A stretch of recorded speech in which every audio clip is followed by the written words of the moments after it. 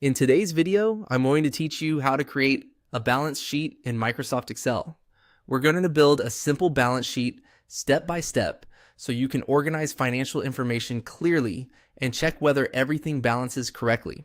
This is a great basic spreadsheet exercise, especially if you're learning accounting structure and Excel formulas at the same time. To begin, open Microsoft Excel and create the title for your worksheet. Type the heading for your balance sheet at the top so the sheet is clearly labeled. Having a proper title makes the document easier to read and helps identify what the worksheet is for right away. Next, enter the Assets section, add your asset items in the appropriate rows, then calculate the total assets. In cell B8, type the formula equals sum open parenthesis B4 colon B7 close parenthesis, then press enter. This formula adds the values from cells B4 through B7 and gives you the total assets. Using sum is faster and more accurate than adding each cell manually, especially when your worksheet grows larger. After that, move on to the liabilities section. Enter the liability items in their rows and then calculate the total liabilities. In cell B13, type equals sum open parenthesis B11 colon B12 close parenthesis, then press enter.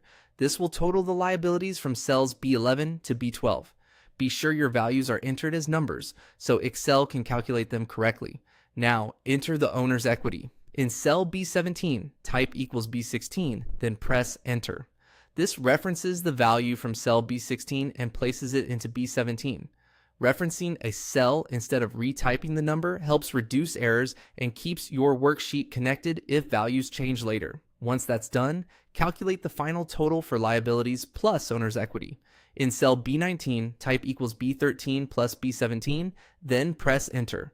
This adds the total liabilities and owner's equity together, which is a key part of the balance sheet equation. Now check the balance of the sheet. Compare the total assets in cell B8 with the total liabilities plus owner's equity in cell B19. If both totals are the same, then your balance sheet is correct. If they do not match, review your entries and formulas carefully to find any missing amount, typing mistake, or incorrect cell reference. This final check is important because a balance sheet should always balance. It confirms that your financial data is structured properly and that your formulas are working as intended.